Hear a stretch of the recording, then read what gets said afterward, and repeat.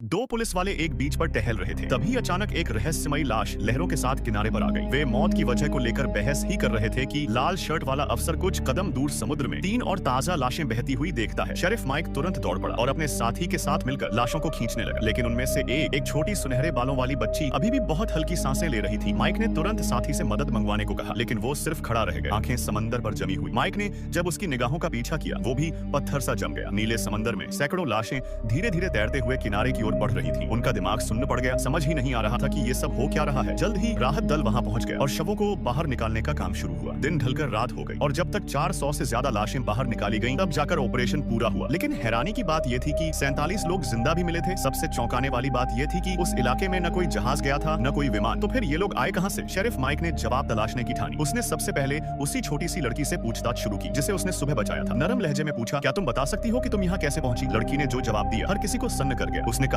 मैं और मेरी माँ यहाँ युद्ध से भागकर आए थे। माइक ने चौंकते हुए कहा, यहाँ कोई युद्ध नहीं चल रहा। तुम्हारी माँ कहाँ है? लड़की ने मासूमियत से जवाब दिया, वो यहीं है, मेरे बगल में। माइक ने जहाँ लड़की इशारा कर रही थी वहाँ कोई नहीं था। तभी पास में बैठा एक काला लड़का बोला, हम सब 150 साल आगे के भविष्य से आए हैं। उसके मुताबिक भविष्य में एपेक्स नाम का एक संगठन बना जिसने खुद को इंसानी विकास का अगला चरण बताया और साधारण इंसानों का नरसंहार शुरू कर दिया। जिंदा बचने के लिए कुछ लोग टाइम मशीन से अतीत में लौट आए। उम्मीद थी कि वे इतिहास को बदल पाएंगे। महिला अफसर का मानना था कि ये सब मानव तस्करी का केस है और ये लोग कहानी बना रहे हैं। लेकिन जब होमलैंड सिक्योरिटी ने इन सभी के फिंगरप्रिंट चेक किए, किसी का भी रिकॉर्ड मौजूद नहीं था। 40 से ज्यादा लोगों की कहानियां भी लगभग एक जैसी थी। एक सर्वाइवर जॉन ने लाई डिटेक्टर टेस्ट में साफ साफ बताया कि वो लोग नियंत्रित नहीं कर सकते थे कि वो टाइम ट्रैवल के बाद कहां प्रकट होंगे। बहुतों का स्थान समुद्र के अंदर था और जो तैर नहीं पाए डूब गए। छोटी सुनहरी लड़की अब भी समंदर को घूर रही थी। उसकी माँ ने उसे पानी से ऊपर रखा, खुद डूब गई, लेकिन उसका शरीर अब तक नहीं मिला था। लड़की को यकीन था, मेरी माँ अब भी जिंदा है, प्लीज उन्हें ढूंढो। लेकिन अब तक होमलैंड सिक्योरिटी ने पूरे द्वीप को सील कर दिया था। यहाँ तक कि शेरिफ माइक को भी बाहर जाने की अनुमति नहीं थी।